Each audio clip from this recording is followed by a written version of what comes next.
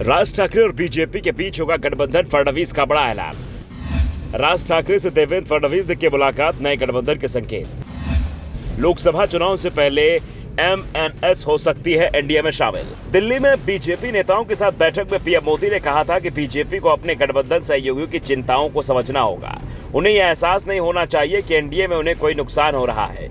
PM ने सहयोगियों को जोड़ने पर जोर दिया तो महाराष्ट्र बीजेपी ने इस पर भी काम शुरू कर दिया। बीजेपी की नजर लंबे समय से राज ठाकरे पर लगी हुई है, लेकिन अभी तक वो तय नहीं कर पा रही है कि राज के साथ कितना आगे तक बढ़ा जाए।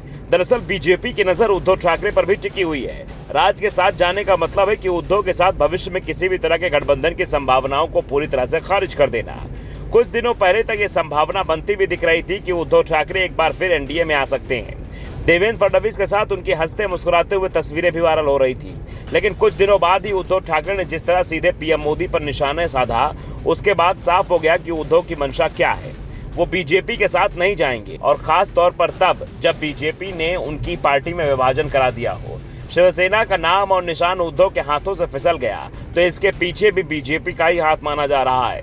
इस बीच महाराष्ट्र की एक सर्वे एजेंसी ने अपनी चुनावी सर्वे में जो खुलासा किया उससे बीजेपी की नींद उड़ा दी है। सर्वे में साफ हुआ है कि एकनाथ शिंदे से बीजेपी को ज्यादा फायदा नहीं मिल रहा है। आज चुनाव होते हैं तो एनडीए को सिर्फ 39.3% वोट ही मिल पाएगा, जिसमें बीजेपी को 43.8 और शिवसेना गुट को सिर्फ 5.5% वोट ही मिल पाएगा। यानी बीजेपी सबसे बड़ी पार्टी तो बन जाएगी, लेकिन सत्ता उससे दूर रह जाएगी। दूसरी ओर एमवीए को बीजेपी गठबंधन से 8% वोट ज्यादा मिलता दिख रहा है। कांग्रेस को सबसे ज्यादा 19.9%, एनसीपी को 15.3% और शिवसेना को 12.5% वोट मिलता दिख रहा है। यानी एमवीए को 47.8% वोट मिल सकता है, और इस अंतर को दूर करने की कोशिश बीजेपी ने अभी से शुरू कर दी है।